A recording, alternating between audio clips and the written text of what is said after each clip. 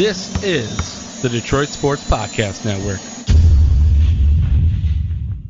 Welcome in, everybody, to another episode of the DocNJock Wrestling Podcast. This is episode 127. I'm your host, Adam the Jock Strozinski. On today's episode, some background information on what took place with Bill Goldberg at the Saudi Arabia show that impacted WrestleMania 36, what's going on with Rhea Ripley and why Charlotte Flair won her championship. Don't worry, we're going to talk about the WrestleMania results, as well as what Triple H has to say about NXT and AEW going head-to-head. Of course, we're going to talk the biggest topics and trends in wrestling, but we're going to kick this bad boy off with the WrestleMania results. Doing it with me, as always, he's the one, he's the only, he's my cousin, John the Doc Macaroon. What's up, cuz? Cuz, WrestleMania. I originally went into that show thinking it was going to be a disaster, but night one turned everything around, the way it was paced, the way it ended with an epic boneyard match. And I thought, okay, good. As a result of such an epic match with The Undertaker riding off into the sunset, you thought day two would be just as awesome, just as quality, but they didn't pace it the right way. Night two of WrestleMania probably wasn't as good, arguably, as night one. So it, with that, you know, having two title matches go a combined 6 minutes kind of left a bad taste in my mouth, but it was good that Drew McIntyre won. Lots to get to in regards to WrestleMania. Overall, it was good. It was a quality show. They put it on, so we'll talk about it. I think that overall, in terms of WrestleMania, obviously with no fans, it made it a show that was different. But I thought that night two had a chance to build on night one, but they failed. Maybe I'm a negative Nancy. I thought WrestleMania 36 was a hot pile of crap. Night one and night two. I think they were both garbage. I think there were results that took place on both nights that impacted what Vince thought, or showed you what Vince thought about certain wrestlers. So let's just kind of dive into night one, which took place on Saturday. We kicked everything off with Alexa Bliss and Nikki Cross defeating the Kabuki Warriors. They won by pinfall to win the Women's Tag Team Championships. Now, some of the news that came out of this match, it seems like Kairi Sane is looking to move on from WWE. She might be going back to Stardom or Stardust over in Japan. So the thought process here is take the belts off of the Kabuki Warriors, get them on somebody who's going to stay with the company long term. So that makes sense. I think we're both kind of tired of the Kabuki Warrior gimmick anyways. I think we're both tired of hearing both of them scream. Elias ends up defeating King Corbin by pinfall. Not really sure what this does for Corbin. You've done a fantastic job building him to be the biggest heel on SmackDown, and then you have Elias beat him. I don't think it helps move his character forward. This to me seemed like long-term booking just kind of got thrown out the window for one evening. Definitely causes the momentum for Baron Corbin. I was surprised by the result too, because you just had a natural feel that Elias was gonna put Baron Corbin over, but it didn't happen. So yeah, definitely I agree with you. I thought that Baron Corbin probably, in terms of his character, needed that victory at WrestleMania, and it put a halt to everything.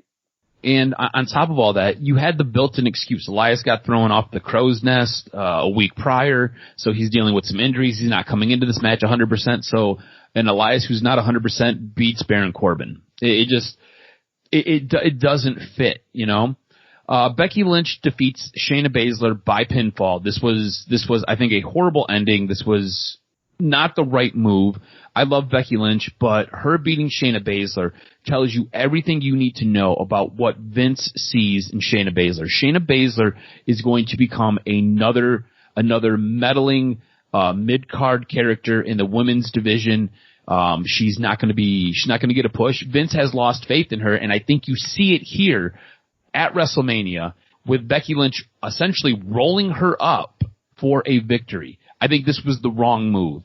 Bad ending to a great match. Exactly. I mean, you built up this character in Shayna Baszler, and yes, you have this man character that has had the title for well over, I think a year? It's been a year. Yeah, over a year. Yeah, and you look at it and you go, okay, it's time. It's the natural progression. Shayna Baszler is the star in waiting. It would be a perfect time to put the belt on her.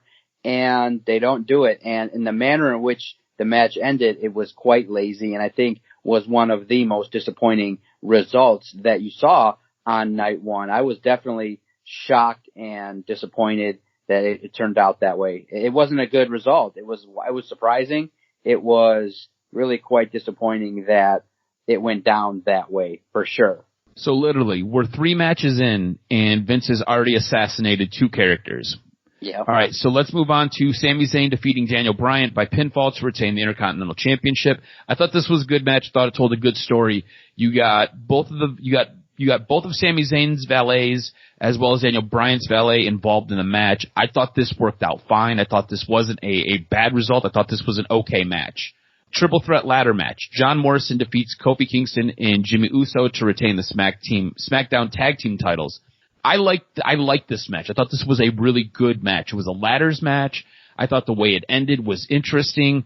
I thought once all 3 of them got up to the brass ring with the belts, I think you kind of figured out how this was going to go, with John Morrison hanging onto the belts as he gets headbutted by Kofi Kingston and Jimmy Uso, falls down to the mat holding on to one of the belts. I thought this was a fine result. I thought this was a really good match. It was interesting. It was a ladders match. Ladders matches are usually really good. This one was solid. It was, but this was a situation that started to put in my mind some things that ran throughout WrestleMania in terms of the announcing sometimes not complimenting the match. Mm-hmm. Meaning that the announcers were saying, oh, all you got to do is grab the thing off of, and then all of a sudden, okay, a couple of guys take it off, and then they're not declared the winner. So you're like, okay, what's going on here? And you look at it. The end did get a little herky-jerky. Yes, it wasn't exactly told the right way from the announcers in that, okay, someone grabbed it off and they weren't declared the title because, Morrison then got it and then took the belts off of it. So it wasn't exactly clear. In ladder matches, bro, I thought I had seen pretty much everything that you could see in a ladder match, but these guys created new spots and ways to use the ladder, which I thought was impressive.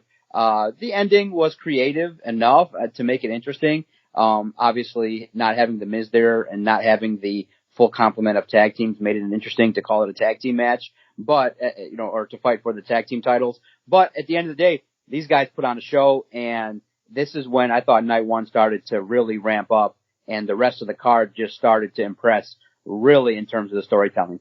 Yeah, so now we're halfway through. Actually, we're a little bit more than halfway through night one. We move on to Kevin Owens, Seth Rollins. I thought this was a really good match. I thought it told a good story. Kevin Owens ends up defeating Seth Rollins by disqualification. The match then gets restarted under no disqualification rules. For the disqualification, Seth Rollins and Kevin Owens roll to the outside. Seth Rollins grabs the ring bell and hits Kevin Owens in the head. Seth is walking to the back when Kevin rolls back into the ring with a mic and challenges him to a no disqualifications match. And I thought it was a great promo. I thought the way he conveyed it, the way he got it over, I thought the intensity was spot on. And I thought it was a little bit rushed. The ending to this match felt rushed to me, but overall I thought it was the right decision. I thought it was a good match, and I like what they're doing with the Seth Rollins character after this match. So I like this. I thought this was really, really quality. Yeah, the spot of the night, probably, you could argue, when Kevin Owens jumps off of the WrestleMania sign, and you realize, wow, he had to jump not only off of the sign, but he had to clear the barricade there. So that was pretty sweet. And overall, I thought that the right person got over. And like we had said before, last week, this had a chance to steal the show, and it was pretty much up there. These guys told the story. They were intense, and they were really able to benefit from the story that they told in the ring, and you didn't really miss the crowd in that one. It was a great match. Yep, thought it was really good. So we go from a really good match to what I'm going to call the shittiest of the shits. You have, and I feel really bad for Braun Strowman because he deserves so much better. Braun Strowman defeats Bill Goldberg by pinfall to win the Universal Blue Championship. Now, in this match, it lasted probably all of 3 minutes and 15 seconds, and you had Goldberg hit his finishing move, I think, 4 times. You had Braun Strowman hit his 4 times, and in the end, Braun ends up pinning Bill Goldberg. Now, this isn't the first time Bill Goldberg has had a garbage match. Actually, this is probably the 4th time in a row Bill Goldberg has had a garbage match. At this time, I think it's time for Bill Goldberg to walk away from the business. Just become an ambassador. Don't step back in the ring. You can't do it anymore, bro. You just can't. On top of it, when we get to the news and notes segment, I've got some information that explains how he screwed up WrestleMania and how he impacted WrestleMania with the Saudi Arabia show that took place a couple of months ago. What did you think of this match? Absolutely. What's the thing? It was, I mean, that's all you could do was basically finish, and a pin.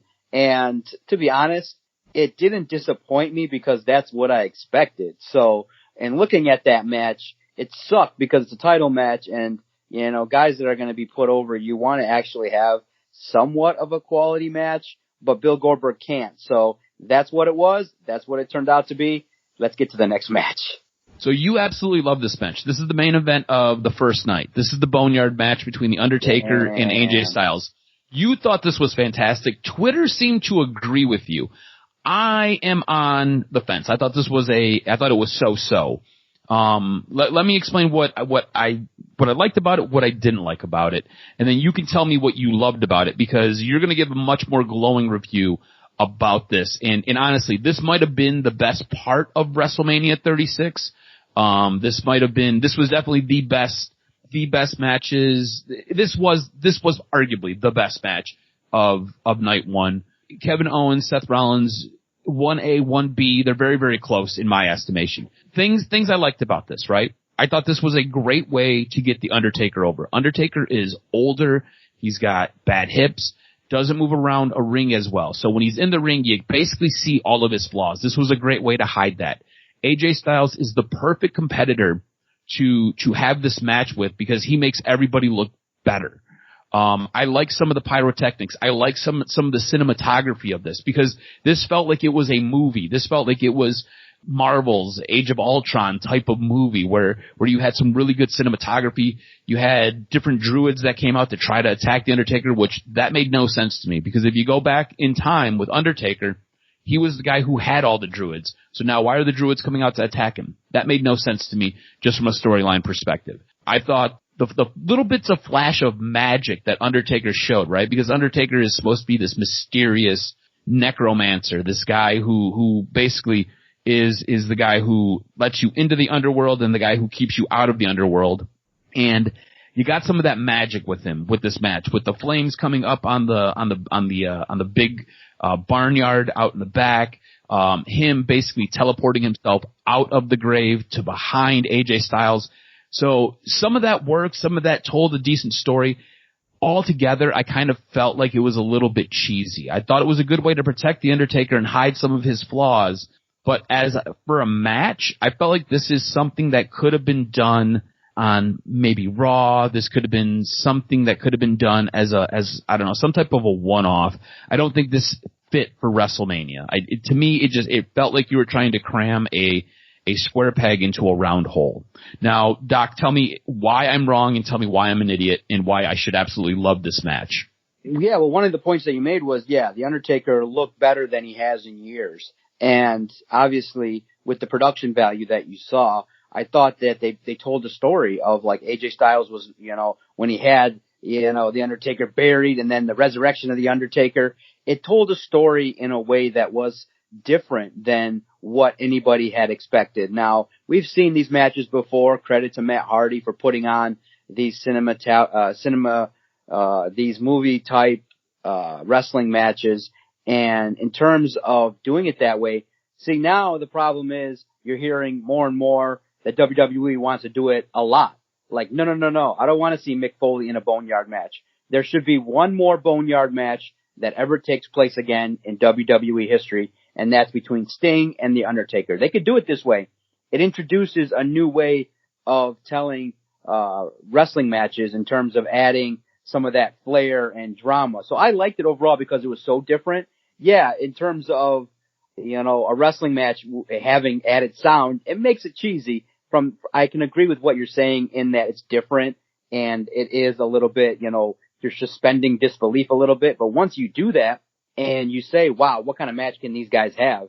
It was fascinating because, the Druids kind of added the layer for The Undertaker to be a badass.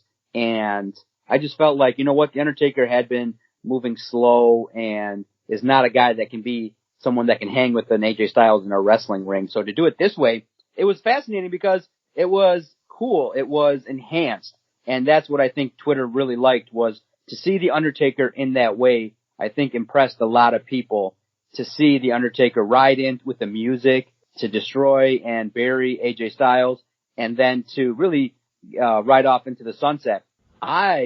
When the match ended, even put out the argument in my mind. I said, you know what? This should probably be the way The Undertaker rides off into the sunset.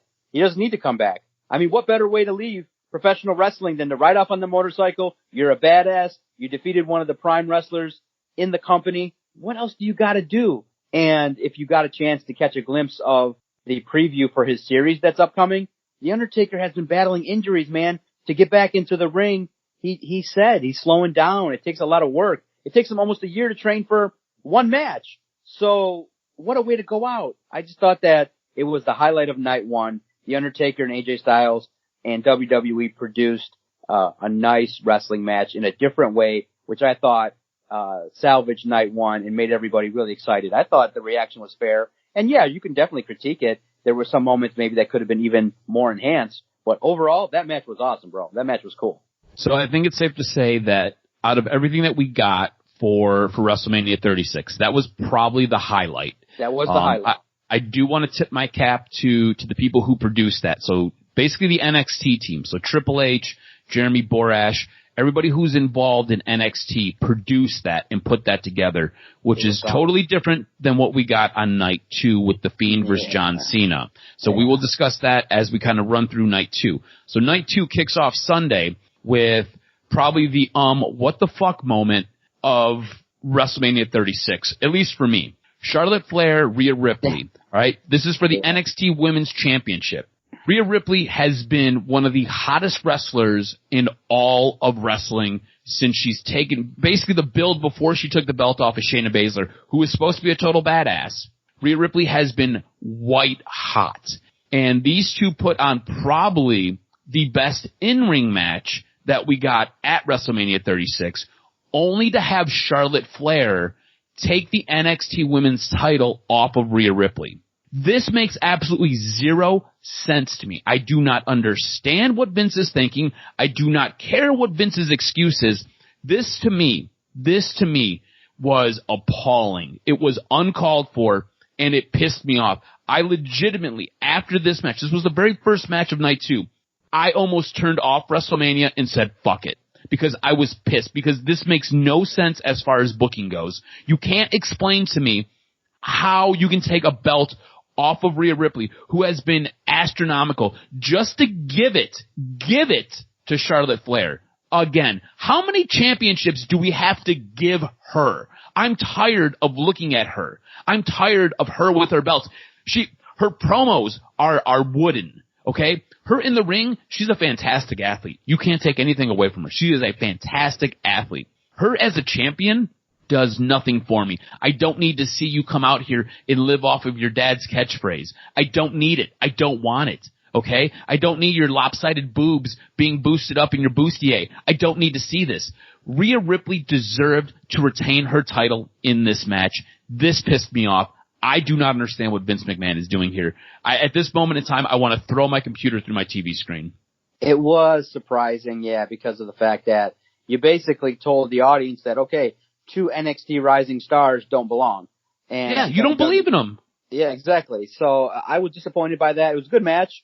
I was disappointed by the ending, but if you want to try and explain it, NXT's getting their tail kicked in the ratings. So to have Charlotte the champ and show up on Wednesdays probably is going to help a little bit in terms of bridging the gap. Oh, are you tuning in for that? Is that must-see TV for you? I'm only trying to explain their reasoning. I'm not. No, I get it. No, I get it.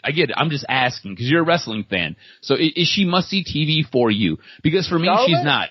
Yeah. No, not must-see TV, but must-see wrestling in terms of she's not going to have a bad match. But yeah. Would you tune into Rhea Ripley being on TV or Charlotte Flair being on TV? Rhea Ripley's hot and fresh. Yeah, I think because they should have I will stop what I'm doing to watch Rhea Ripley on TV. Charlotte Flair is background noise. It is, She is Charlie Brown's teacher. Wah, wah, wah, wah, wah, wah, wah, wah. Nobody cares. Woo, wah, wah, wah, wah. Shut up, bitch. Sit down. Nobody cares. Nobody cares, and it's played out, and to keep giving her titles probably upset a lot of people. So Aleister Black defeats Bobby Lashley, probably the right decision. Really have no idea what we're doing with Bobby Lashley at this time. A fun match that we got. Otis defeats Dolph Ziggler. The big man gets Mandy Rose. I thought this was nice. I thought this was cool.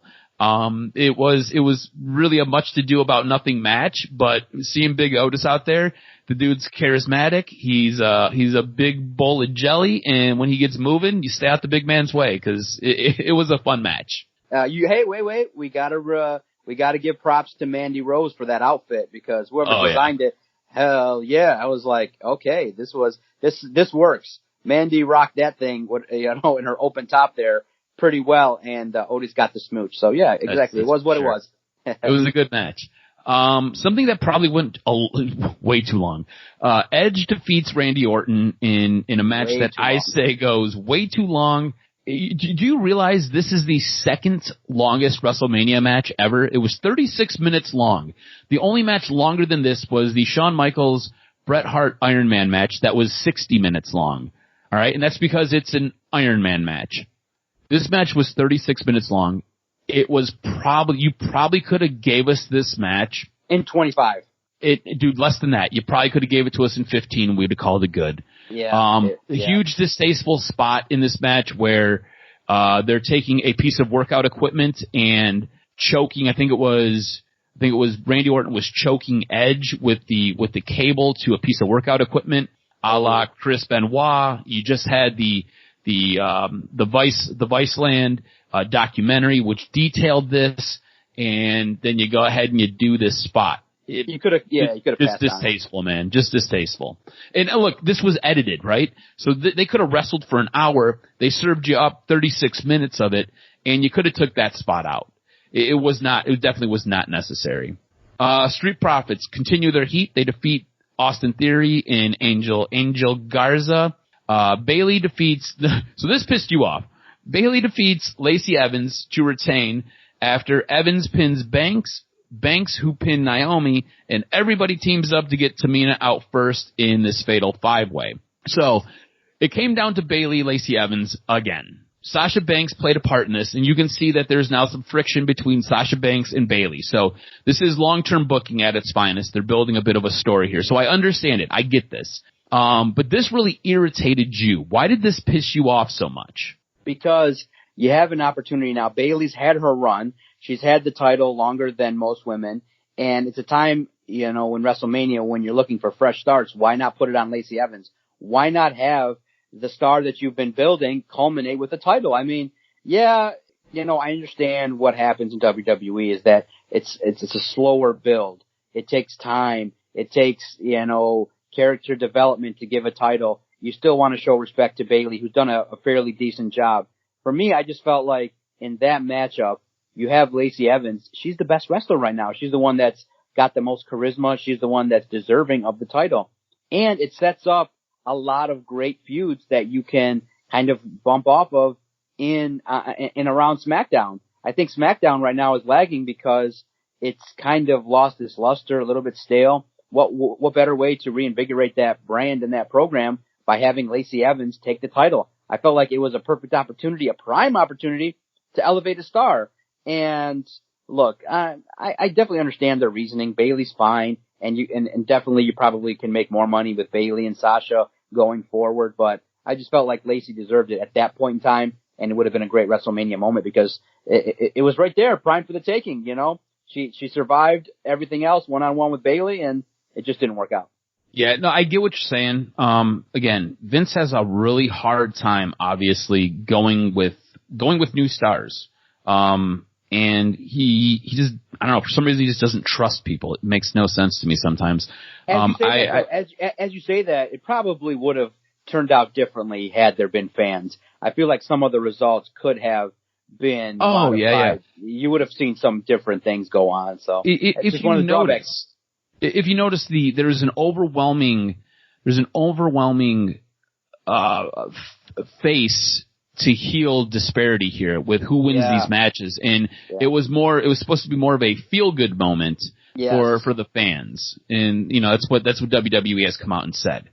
So this next match, this is the Fiend versus John Cena. Now I was personally excited for this match, coming off of what they did with the Undertaker. I was geared up for this.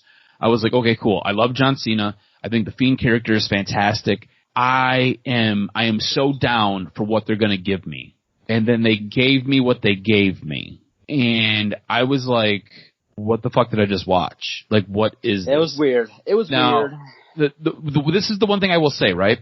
Big on John Cena because John Cena takes a lot of flack, and he takes a lot of flack from a lot of the new wrestlers. He takes a lot of flack from a lot of people in the media who cover wrestling, because they say that he's not willing to relinquish his spot. He's not willing to budge. And what you've seen something very cathartic for John Cena in this match. Everything that everybody has ever said about him, he basically acknowledged in this match. I thought the one really cool, interesting thing in this match was the NWO thing, where he was basically portrayed as Hollywood Hogan. If you remember, and if you followed anything with WCW, Hollywood Hogan held down a ton of talent in WCW, and that is what John Cena is proclaimed to do in WWE. So he basically wore the hats that everybody says that he wears, and he acknowledged it. So big on him. And for the Fiend the Fiend is a character that totally lends itself to this kind of weird, wacky match. You didn't really have a match, though. I almost refused to call it a match, because there was no wrestling that took place here.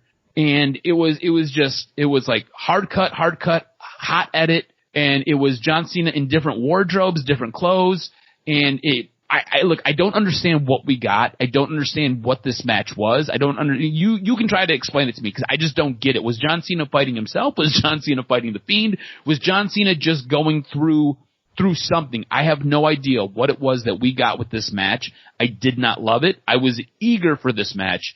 I left more confused, and I left pretty upset, because I was like, man, I was hyped for 2 matches, actually 3 matches on this evening. On day 2, I was hyped for Rhea Ripley. I got shit on.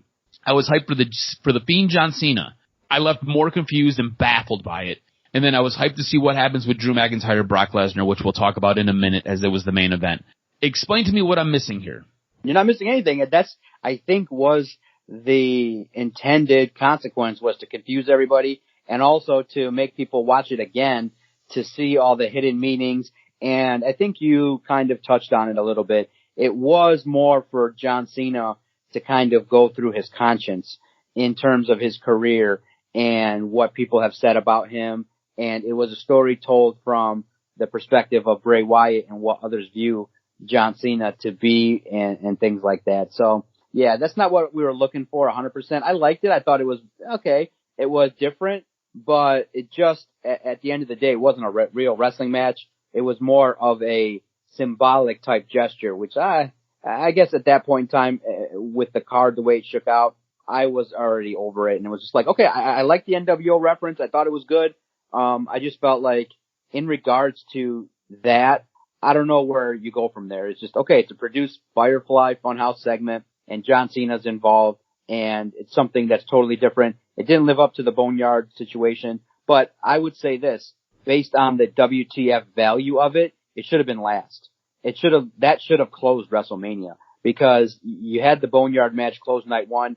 You needed 2 minutes with, Drew McIntyre again, a little bit longer, maybe 5 minutes, and then you go to this. That would have left everybody going, what the hell was that? And then you close WrestleMania. So, yeah, I give it a B- overall in terms of the production value. It's, you know what I would say for you, to get more detailed knowledge of what all the stuff meant, check out, Not Sam Wrestling. He breaks it all down and goes over all the themes in the Firefly match and things like that. So I look at it and I say, it was what it was. It kind of, for me, lived up to the expectation, because I thought it was going to be weird as hell going into it. Yeah, it was definitely strange. So you have the NXT crew produce the Boneyard match. You have the WWE crew produce the Fiend John Cena Firefly Funhouse match. So I think it kind of shows you where both of these brands are, how both of these brands see each other, and what both of these brands deliver to the masses. Our main event, you have Drew McIntyre take on Brock Lesnar. Drew McIntyre, rightfully so, is crowned the new WWE champion. I felt like this match was rushed. I don't feel like it was paced out very well. This had a similar calling card to the Braun Strowman Bill Goldberg match, where it was finish move, finish move, finish move, pin. You know what I'm saying? Exactly. And you had seen Brock Lesnar put out more in recent months. Why not put out a little bit more in this one? But nope, you got the quick finisher. You had Paul Heyman keep telling Brock to give him F5s, and that was about it. This match could have gone longer, and it's WrestleMania. Why didn't you go longer? It doesn't make much sense, so it was disappointing. But I just felt like, anyway, in a match where everyone knew what was going to happen, you still got that feel of, okay, good, they put the belt on the right guy. And it's the culmination, I think, of a lot of hard work, a decade of time. Drew McIntyre's a perfect fit. He's a prototypical champ, big, strapping, heaping muscle man, and he's tall, and he's actually a little bit taller than Brock Lesnar. So it was a good ending to WrestleMania, and I just wish the match would have been better. It's just disappointing in that at WrestleMania, you figured that if you're going to put that as the last, you figured that if WrestleMania was going to end, it would have ended on a quality wrestling match. So that's just the way it was. Overall, for me, I graded WrestleMania a B+. You're much kinder than me. I'm giving it a D, and that is me being polite. Look, man, I felt like I wasted 2 days of my life with WrestleMania. It was not good. As far as predictions go, I've tied you. I've climbed back into the saddle here. I got 12 out of 16 correct, while you got 9 out of 16 correct in the predictions. So we are now tied at 3, which means that whatever pay-per-view we get next, because nobody knows what the hell's going on because of the coronavirus, we will then jockey for position to see who takes that lead. Let's jump into biggest topics and trends. I don't think we were anticipating WrestleMania taking over 30 minutes, but it has. So we've got a jam-packed show here, and we've got to kind of speed through some of this. So let's discuss some topics and trends and some of the biggest stuff coming out of wrestling this week. Would John Cena's Firefly Funhouse match be the perfect ending to his career? No. What do you think? No, he's got to be in the ring. He's got to have a classic match. He's got to have probably one more match with AJ Styles. He's got to put over 1 or 2 more young cats. Absolutely not. There's no way he ends his career on that. He can fight probably 3 more years and give us 3 more matches in his career. No way. As much as I hated it, I would have no problem if it was his final match of his career because of the catharticism of it all. Yeah. Him basically acknowledging different things that are said about him. I thought that could be the perfect send-off. But you're right. I would love to see him actually have a good match to end his career, but I would have no problem if that was his final send-off. Something you and I have talked about in recent weeks. CM Punk comes out and basically says that wrestling without fans is unwatchable. So here's the full quote, courtesy of Wrestling Inc. I would be able to watch hockey or UFC or Bellator, any kind of mixed martial arts fight when there's no people in the crowd because it's a sport. With pro wrestling, I find it completely impossible to watch with no crowd. The audience is 100%, and this is more evident than ever now. The driving force behind what wrestlers do in the ring. When I wrestled, that was my boss. A lot of people have their favorite wrestlers and debate who is on the Mount Rushmore or the greatest of all time, but the thing that separates the greatest wrestlers from the okay guys is that when they are in the ring, they're the bosses. They're in charge. But the truth to it is the audience is in charge. The audience boos and cheers who they want. They tell you if they like the moves, if they are emotionally invested in the match. They tell you where to take it. You can manipulate them, but they can also manipulate the match. Without any of that, I don't know what we're doing. It lends credence, in my opinion, to everyone who argues that wrestling is just a stage fight. It's a simulation. It's predetermined acrobatics. Without the audience, without the emotion and the adrenaline, That's what I feel like I'm watching. I feel like I'm watching a video game. 100% I think agree. CM Punk puts it perfectly. Exactly. It needs it, but at the end of the day, it's a product that needs to be put out. They've done, two companies are putting out a product, one doing a better job than the other. WWE's trying to tape stuff and put stuff out there, and unfortunately, it is what it is. It's not their fault. They just are obligated to put out content. We just think that it doesn't have to be wrestling content. It can be so much more. It can be so much better in terms of storytelling, but they're putting out matches. They're trying to get over some new people. The Raw after WrestleMania, to just gloss over, it sucked. It was one of the worst ever because you look forward to the fan reaction, the crowd taking over, the new debuts, and you got Nia Jax. You got Bianca Belair. Fine, but it just was a major letdown. So CM Punk, 100% agree. Absolutely. We got a little bit of a tidbit about the Elite Deletion match that's going to take place between Broken Matt Hardy and Chris Jericho at the Hardy Compound. I want to know how pumped up you are for this type of a match, because I've seen some stuff when I used to watch Impact, and I watched the Broken Matt Hardy character basically develop and grow up right before my eyes in Impact. And I can tell you this, the stuff he does at the Hardy Compound is absolutely fantastic. I know you've seen some of the stuff from the Hardy Compound, and I think you enjoyed it. So how excited are you for the Broken Matt versus Chris Jericho at the Hardy Compound match? I think it's going to be well produced now, because guess what's got to happen? He's got to top. I think this is where competition can be really solid, in that they just saw the Boneyard match. So Matt Hardy and Chris Jericho are going to really want to tear it down. And just on a quick side note, Chris Jericho and Tony Schiavone. Bro, on commentary?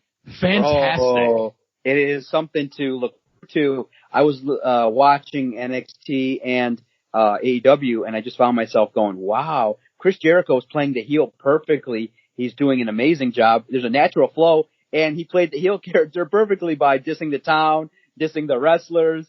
I thought it was great, and so it added to AEW. And then the other thing, the other note I made on AEW was, it was a good show. Lance Archer reminds me of Eric Rowan.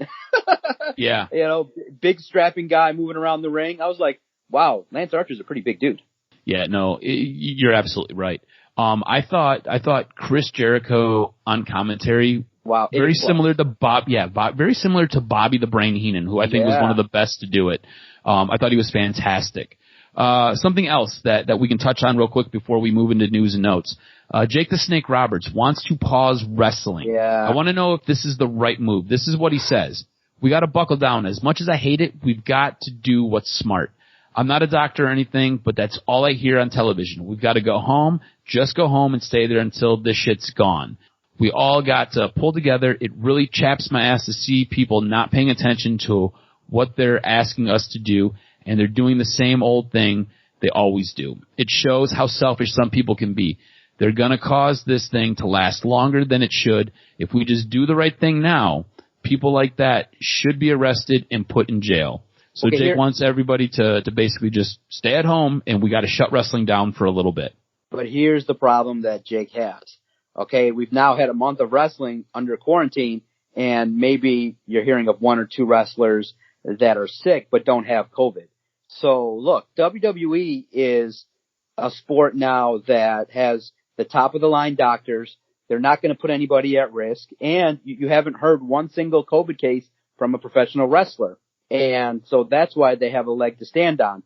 If a professional wrestler wrestles in a match and 2 weeks later comes down with something, if you hear that they got it, then Jake's argument is absolutely something that we can revisit. But in the absence of someone getting the illness, they have the right to go on and carry on their business. And I disagree a little bit with what Jake's comments expressed, because right now, you heard of a player in the NBA getting it, and that's what led to the mass sports shutdown. These physical athletes are getting into it, and you're not hearing of too many athletes or any professional wrestlers getting it yet. No, you're right. The wrestlers, for some reason, have not because they're tested. Yeah, they're tested, and everyone's practicing precaution. So the idea is that these wrestlers are going into the matches safe. And if one does, forget it, shut down. If they go on with a wrestler having it, forget it. Then you can start to criticize any company that goes on. But in the absence of having a confirmed case that gets out to the public, keep on going on, and we'll just keep on seeing what evolves in the age of wrestling in front of no fans. I think a lot of it has to do, too, with these wrestling organizations are so beholden to their TV contracts. It's what pays the bills, and it's what makes them a profitable entity. It's the money that they get from whatever network owns the rights to distribute their product. So they've got to be able to produce something for these TV networks, whether it is what we get right now or whether it is some type of edited show. They have to be able to give you something that draws viewers in, because that's how they make their money. And you kind of see the difference between a program like Impact compared to a program like AEW compared to a program like WWE. You know, Impact doesn't have a very strong TV deal. That's why you don't get to see it a lot, and that's part of the reason we don't talk about it a lot, is because it's not as in our face. Whereas AEW has a very strong TV deal, and WWE has a pinnacle of a TV deal. So that's why everything, if you ever notice, when we talk wrestling, it's usually 60 to 70% WWE, and the rest gets filled in with AEW and whatever else is going on. So they're beholden to these TV contracts, man. No doubt. All right, Cuz, hit me with the 2 or 3 biggest stories you got that you took away from this week in professional wrestling. All right, when it comes to NXT versus AEW, the rivalry, Triple H says that WWE will play the long game and points to the Monday Night Wars with WCW as his inspiration, saying, "I'm a believer in the long-term game. You create the right product, and over time, people will find it. I think back to Monday nights years ago, and it looked different now. But there were periods of time when WWE was putting on much better shows, and the content was much better, but we were still getting beat. We were not winning the war, but we stayed true to who we are." And in the end, WWE, of course, ended up buying WCW. There are some conflicting stories about why Rhea Ripley lost her NXT Women's Championship to Charlotte Flair at WrestleMania 36. Dave Meltzer has said that the reason is that WWE wants Charlotte Flair to appear more on NXT to help boost the ratings for the show, which we've discussed. However, on Tuesday, PW Insider's Mike Johnson claimed Ripley's visa had expired and she needs to fly back to Australia to get it renewed. Given the current travel restrictions, she would not be able to fly back to the United States until travel restrictions are lifted. Well, she's not leaving the United States because there's travel restrictions anyways, so she's stuck. Meltzer rebuffed this on the Wrestling Observer forum and said that he spoke to a source that is high up in WWE and the visa story was denied to him. Meltzer said, "I'm double checking on this, but one person high up just denied that to me." Again, I'm not saying Mike is wrong. In this company, the left and right hand rarely know what the other is doing, but the person I checked with would know the creative reason given, which was Charlotte to NXT for ratings help. Meltzer followed up with the following. Another person high up said inaccurate and that she is in Orlando right now, and if you follow her on Instagram, you'll see she's in Orlando right now. Clearly, she isn't, although supposedly that was just checked. People who need to know don't know. So it looks like the visa thing might not be the reason why she dropped the title. It seems like it might be a little bit more for Charlotte to help NXT's ratings, which, whatever. All right, so the big news, Bill Goldberg. So Goldberg dropping the title wasn't always the plan for WWE at WrestleMania 36. It seemed WWE wanted Goldberg to lose to Roman Reigns, and they were willing to push the match to SummerSlam to make it happen. However, Goldberg's contract got in the way. Goldberg's contract expired at Mania, and it doesn't sound like he was willing to extend it. Also, WWE is going through some cost cutting, so the funds to push the contract out might not have been there. So that's when you insert Braun Strowman as your new SmackDown champion. Now, things get really weird if we backdate this a little bit and we go to the Saudi show, and Goldberg takes on The Fiend. Goldberg, who is very protective of his character and has some creative control over his character, refused to lose to The Fiend. So when they were doing the Saudi show, Goldberg got paid a buttload of money to go to Saudi Arabia and said, "No, I'm not going to lose to The Fiend." Because the original plan was for The Fiend to lose to Roman Reigns. Roman Reigns was supposed to be the defender of good and defeat the evil. Instead, Goldberg says, "No, I'm not going to lose." ends up defeating The Fiend, and then when it comes time for WrestleMania, it's like, yeah, I'm not going past this date, so you got to put the title on somebody else. I'm good. So basically, moves that were made months ago for short-term booking totally screwed up WrestleMania 36 and possibly screwed up SummerSlam. So great job, Bill Goldberg. Go screw yourself. That's all I got for you for news and notes. Man, a jam-packed podcast, cause it was, a time where WrestleMania 36 could have been viewed as one of the biggest events of all time to kick off a new year. But unfortunately, it just was another show. And yeah, you had some stars kind of do their thing. But overall, this COVID really jacked up WrestleMania, and it unfortunately put a damper on a highlighted weekend where you would have had the Hall of Fame with the NWO, the class that they had, bro, that they put together, just gone. All the indie shows that were canceled. It just sucks, but we got to keep going forward. And here at the podcast, we'll keep talking about wrestling and looking at some of the new fresh faces, because we definitely should give credit to Bianca Belair and some of the new up-and-coming stars that will be highlighted, especially on AEW. Yeah, CM Punk and Jake Roberts have a point in regards to wrestling without fans, but this is what it is, and we'll keep going forward and looking at some of the new stars, and we should give credit to Drew McIntyre and what he could do. But, when his first title defense is against the Big Show, what does that tell you? They want to put a credible star, they want to put any wrestler in there from Florida, so they put in the Big Show. And it just happens to coincide with the Big Show releasing a Netflix show. So it is what it is. It's not the ideal scenario, but it is what it is. And that's what we will talk about continuously here on the podcast. Follow Adam on Twitter at AdamRSTROZ. Follow the network at Detroit Podcast. Let us know what you think. If you've agreed with Adam or myself in regards to any of these type of results and things like that, let us know. We love the banter. We love watching professional wrestling. I look forward to next week, cuz. Oh, it'll be a good one, hopefully.